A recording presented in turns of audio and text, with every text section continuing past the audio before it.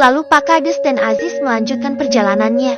Saat melewati hutan tiba-tiba saja mereka baru sadar. Mereka bukan lewat hutan yang biasa keluar masuk desa. Akhirnya mereka mencoba melajukan motornya lagi dan sama aja hasilnya mereka masyik di tempat yang sama. Gawat Pak Kades, kita salah masuk hutan, ucap Aziz yang tak kalah panik. Kamu yang fokus sis, mungkin kamu kelelahan, jawab Pak Kades yang berusaha tenang. Cemana mau fokus Pak Kades? Cerita Pak Kades sangat seru untuk didengarkan, makanya saya gagal fokus, ucap Aziz yang sambil ketawa biar suasana mencair. Saat sedang mencari jalan keluar dari hutan, Pak Kades dan Aziz dibuat terkejut dengan adanya suara gamelan yang berada di tengah hutan. Tiba-tiba saja awan menjadi mendung dan gelap, seperti sudah malam. Pak Kades lihat tuh, tunjuk Aziz ke tengah hutan yang seperti savana. Ada apa Aziz? Sudah saya suruh diam kok malah bicara dalam keadaan seperti ini, jawab Pak Kades yang udah takut. Pak Kades paham dengan keadaan seperti ini, tetapi tidak dengan keadaan yang ada di depan mata dia. Pak Kades mengamati keadaan yang ada di depan. Saat sedang mengamati, tiba-tiba saja ada wanita cantik yang keluar dari pohon yang sangat besar dari pohon lainnya. Wanita itu memakai pakaian adat Jawa seperti kerajaan dan wanita itu menari sambil diiringi suara gamelan. Tiba-tiba dari pohon tadi keluar 4 anak perempuan dengan pakaian sama seperti wanita tadi, hanya saja beda atasannya. Mereka menari bersama mengikuti wanita yang seperti dari kerajaan itu.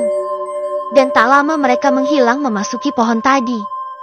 Sedangkan Aziz dan Pak Kades masyik diam aja sambil mencerna pikiran yang barusan terjadi beserta rasa takut yang sangat mendalam. Bukankah tadi belum sempat Aziz berbicara, tiba-tiba tangan Pak Kades langsung nutup mulutnya. Pak Kades dan Aziz baru sadar bahwa di depan mereka tadi bukanlah manusia. 4 anak perempuan tadi adalah Winda dan 3 anak dari Pak Acil. Ayo kita pergi saja Pak Kades, ucap Aziz yang ketakutan. Saat ingin menaiki Nisa ke atas motor, Nisa yang tadi koma, kini tiba-tiba sudah berdiri dengan mata yang merah gelap seperti wanita yang tadi tatapannya kosong. Mau tidak mau Pak Kades ambil tindakan untuk menyadarkan Nisa yang seperti keserupan. Pak Kades selalu membacakan doa yang setahu dia. Bismillahirrahmanirrahim, ucap Pak Kades sambil memegang salah satu rambut yang ada di ubun-ubun. Pak Kades masyik terus berdoa. Hingga beberapa menit kemudian ekspresi Nisa berubah. Yang tadi nampak seperti marah, kini tiba-tiba lesu dan memuntahkan darah hitam yang bulat seperti hati ayam. Aziz yang melihat itu merasa kagum melihat Pak Kades seperti sesepuh desa. Selang beberapa menit akhirnya Nisa sadar sudah tidak koma lagi. Tetapi dia hanya diam saja. Kemungkinan dia syok dengan kejadian yang menimpahnya. Aziz, ayo kita pergi dari sini, ajak Pak Kades.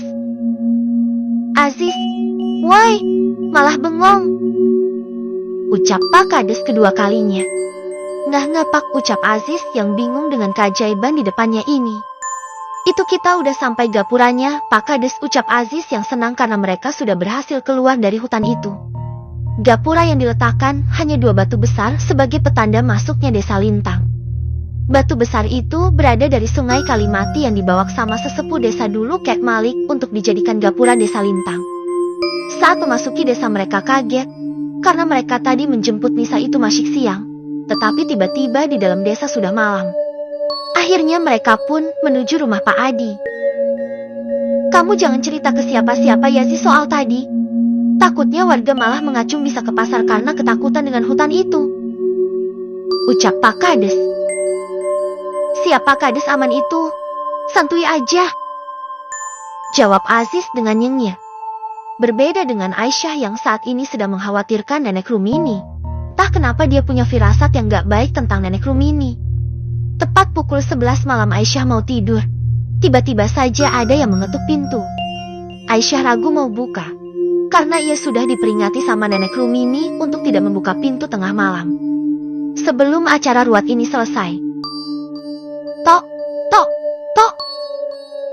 Aisyah masyik diam saja di kamar. Tok, tok, tok, assalamualaikum, ucap seseorang dari luar. Karena yang mengetuk mengucap salam, Aisyah mengacung ragu untuk membuka pintu. Iya sebentar, jawab Aisyah. Saat membuka pintu ia terkejut. Melihat Nek Rumini yang digendong sama seseorang dengan penampilan seperti Ustadz. Padahal Mang Ustadz. Ya Allah nenek, kenapa ini pak?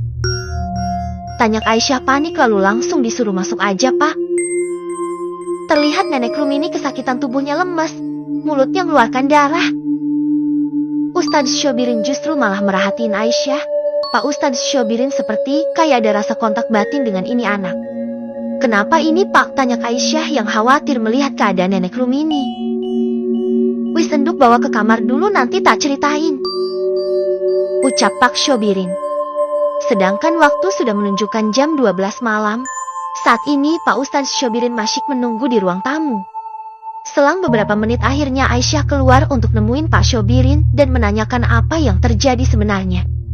Sini duduk dulu enduk, ajak Pak Shobirin. Lalu Pak Shobirin menceritakan yang terjadi. Kamu jangan khawatir, nenekmu tidak kenapa-kenapa. Hanya saja perlu beristirahat. Paling besok sudah mulai sembuh.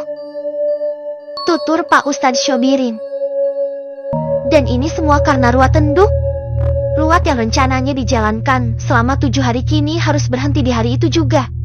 Waktu sebelum Nenek Rumini menjalankan ruat Nenek Rumini ke rumah saya terlebih dahulu enduk. Nenekmu tidak yakin dengan ruat ini. Dan Nenek Rumini punya firasat yang tidak baik pas mau berangkat ruat.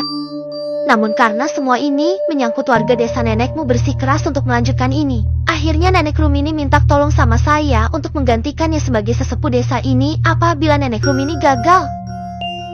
Tutur Pak Ustadz Shobirin. Lalu saya menanyakan lagi tentang ruat ini. Dipikirkan lagi aja nenek. Soalnya ruat ini sudah dibilang bahaya apabila kita gagal. Jangankan nyawa, desa pun juga terancam. Tetapi nenekmu tetap bersikeras untuk melanjutkannya. Dan akhirnya saya mengizinkannya Nenek Rum pergi seorang diri enduk. Aisyah sungguh mencerna apa yang diceritakan sama Pak Shobirin. Terus ruat ini buat apa pak? Tanya Aisyah penasaran. Karena seumur hidup dia jarang bersangkutan sama hal gaib. Palingan cuman sama hal aneh yang tiba-tiba anak hilang tiba-tiba ditemukan sudah meninggal. Beda dengan dinampaki, ia tidak tertarik dengan dunia gaib,